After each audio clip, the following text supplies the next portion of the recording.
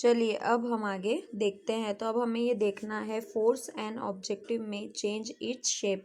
तो किस तरीके से उसके शेप में चेंजेस हमें देखने को मिलता है। तो देखिए यहाँ पे आपको बताया गया है कि जैसे कि बॉल है वो मूव कर रही है ना।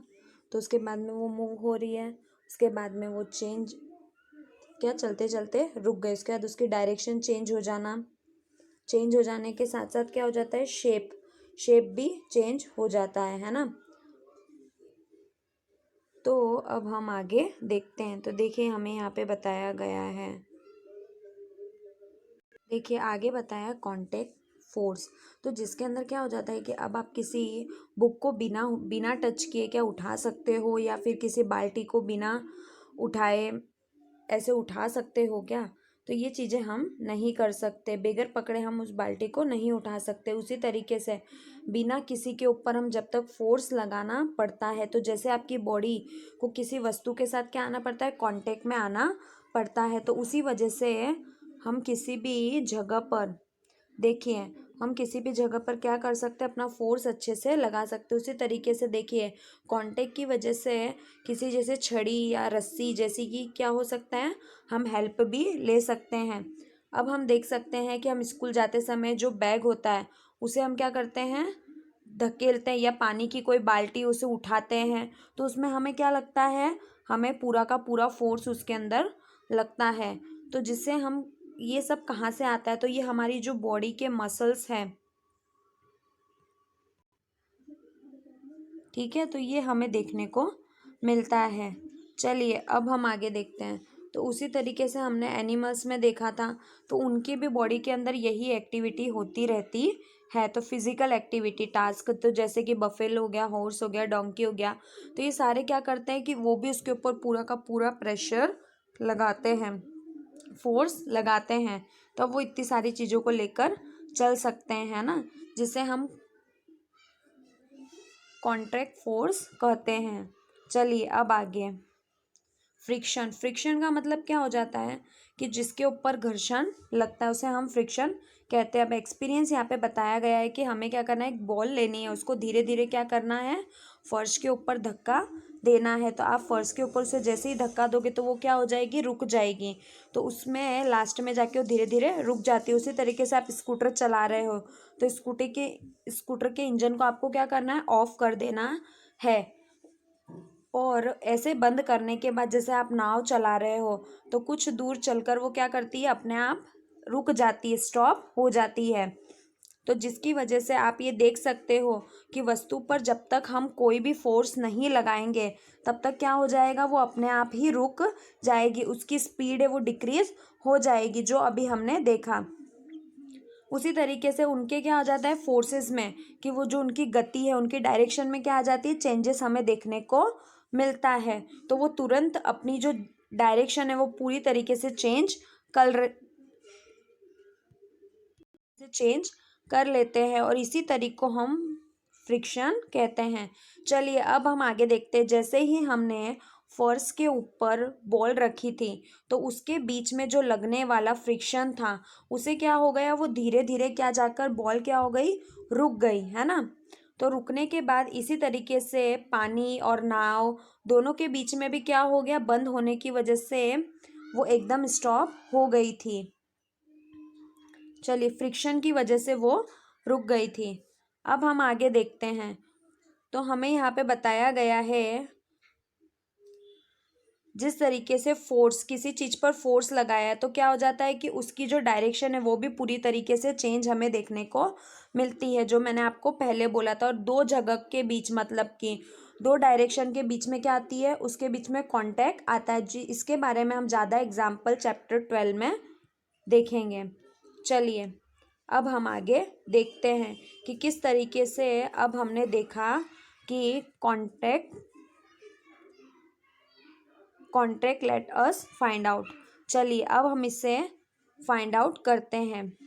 Magnetic force. तो मैग्नेटिक फोर्स आप देख सकते हो, तो यहाँ पे आपको क्या बताया गया है कि इस तरीके से मैग्नेटिक फोर्स होता है। तो एक दूसरे को अपनी ओर क्या करते हैं, खींचने की कोशिश करते हैं। तो हम एक तरफ हमको एक रखना, दूसरी तरफ दूसरा रखना है। तो अब उनके बीच में क्या करना है, जगह छोड़ देनी। तो आप देख सकते हो कि एक चुम्बक दूसरे चुम्बक को किस तरीके से खींचने का काम कर रहा है। अब हमें इसे नोट करना है। चलिए अब हम आगे देखते हैं।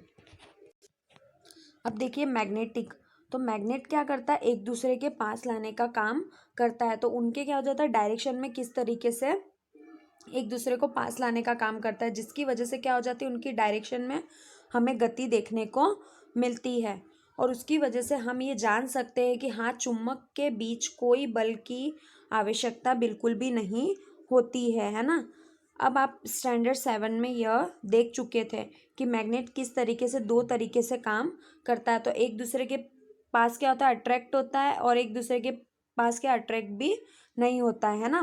पुल और पुश हमने देखा था। तो अब हम आगे देख सकते हैं कि खींचना या धक्का देने के रूप में हम जान सकते हैं कि किसी चुम्बक को के बीच में लगने वाला बल, जिस तरीके से उसके दोनों के बीच में फोर्स लगाया जा रहा है, तो वो लगने वाला बल को हम क्या बोल सकते हैं कि another magnet without contact with us.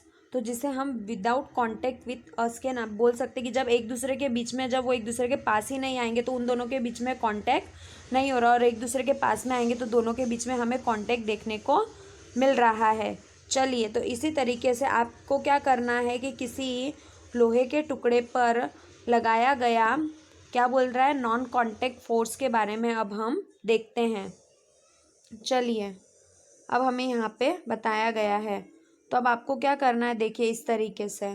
तो आपको एक प्लास्टिक का स्ट्रॉ लेना है। अब उसे क्या करना है, दो बराबर भागों में काट लेना है, और काटने के बाद एक टुकड़े को किसी मेज पर रखना है, और अब दूसरे स्ट्रॉ के टुकड़े को अपने हाथ से पकड़ना है। अब कागज़ की एक शीट पर क्या करना है, उसको अच्छे से रफ करना है। रफ करने के बाद सिरे को आप क्या देख सकते हैं कि स्ट्रॉ एक दूसरे के पास आ रहा है।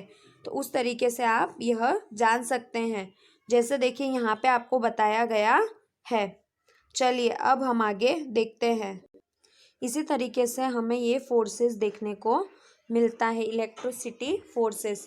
तो जिसके अंदर वो एक दूसरे की ओर क्या करते हैं, जो भी चीज़ हमने लटकाई है एक दूसरे के संपर्क में न होने की वजह से वो क्या करते हैं, काम करते हैं। तो जो अब हम आगे इसको चैप्टर 5 में हम इसे अच्छे से, चैप्टर 15 में हम इसे अच्छे से देखेंगे। चलिए अब आगे।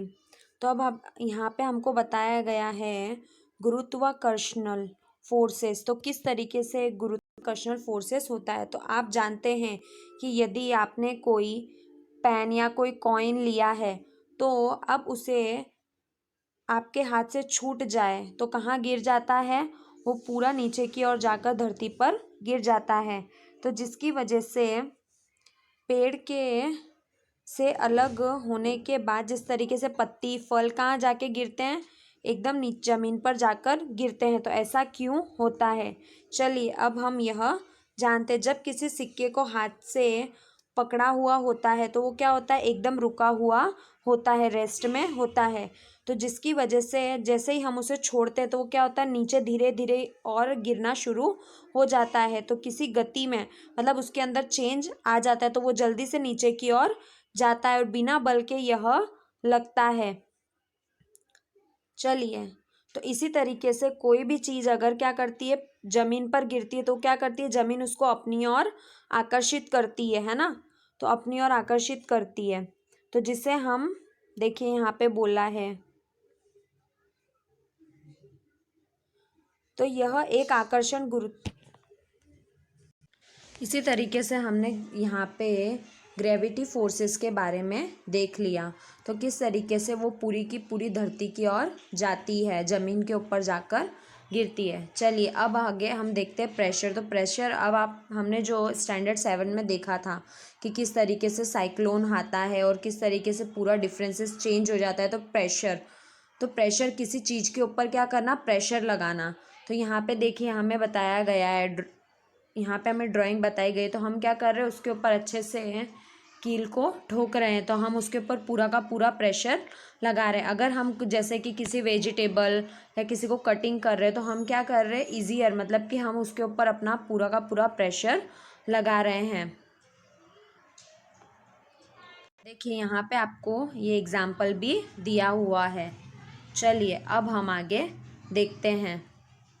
उसी तरीके से हमने प्रेशर के बारे में देखा, तो हम क्या करते हैं, उसके ऊपर अच्छे से कील लगा रहे होते हैं। तो जब अगर हम उसके ऊपर बड़ी पट्टी का यूज़ नहीं करेंगे, है ना, छोटी पट्टी की वजह से क्या हो जाएगा, वो पूरी तरीके से फटने लगेगा। चलिए यहाँ पे हमें एक्टिविटी 11.8 बताई गई है। तो देखिए आपको क्या करना है, यहाँ पर एक पाइप लेनी है और नीचे यहाँ पर बलून लगाना है। तो आप जैसे जैसे पानी इसके अंदर भरते जाओगे तो उस तरीके से नीचे की ओर वो फूलता जाएगा, है ना।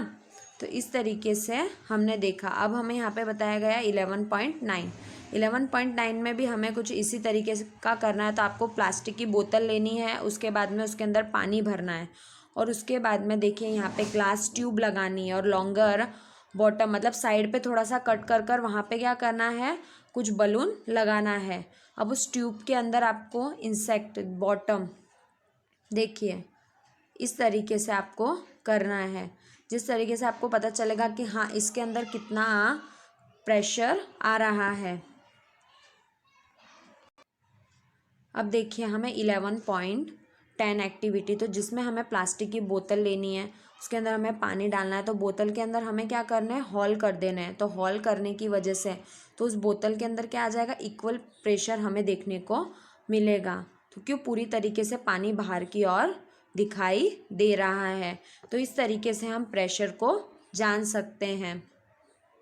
चलिए अब आगे, अब आपको बलून लेना है। तो बलून इन्फ्लेक्टेड, तो अब आपको उसे उसके माउथ की ओर उसे फुलाना है।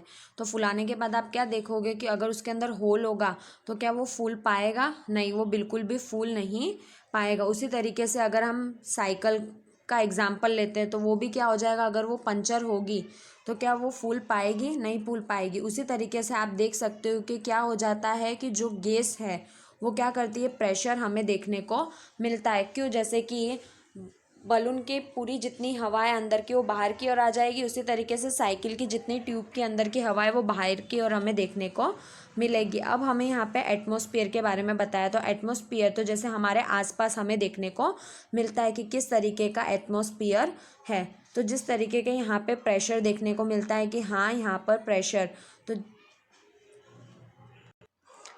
वायुमंडल के अंदर भी मतलब कि एटमॉस्फेयर के अंदर भी क्या हमें प्रेशर देखने को मिलता है। तो किस तरीके से यहाँ पे फील्ड एयर के अंदर किस तरीके से प्रेशर होता है। चलिए अब हमें एग्जांपल यहाँ पे बताया गया। तो अभी हमें रबड़ की, देखिए इस तरीके से हमें स्मॉल रबड़ कप लेना है, जैसे कि यहाँ पे हमको बताया गया है। अब आपको उसे ज़मीन के ऊपर रखना है। अब उसको खींचने की कोशिश करनी है, क्या वो ऊपर की ओर आएगी, नहीं वो ऊपर की ओर नहीं आएगी। क्यों, क्योंकि हमें उसके ऊपर क्या लगाना पड़ेगा, आपका पूरा का पूरा प्रेशर उसके ऊपर लगाना पड़ेगा। क्यों, वो हमें अपने एटमॉस्फेयर के अंदर पूरा का पूरा प्रेशर हमें देखने को मिलेगा। तो आप उसे पुल करोगे तो वो ऊपर की ओर नहीं आएगी। इसी तरीके से हमको उसको ऊपर की ओर खींचना बहुत ज़्यादा मुश्किल होगा। चलिए अब हम यहाँ पे देख सकते हैं। तो हमें सेंटीमीटर बताया जो 11.19 फिगर में बताया गया। तो इस तरीके से आप reason not a crusted under this forces in a gravity is a pressure inside by bodies. तो they equally atmosphere pressure and balance by pressure from outside. तो आप देख सकते हो कि कितना प्रेशर यहाँ पे एटमॉस्फेयर में हमें देखने को मिलता है। चलिए अब ये जो आपका चैप्टर है ये यहाँ पे कंप्लीट होता है। तो इसकी एक्सरसाइज है वो आपको कंप्लीट करनी है, ठीक है। Thank you.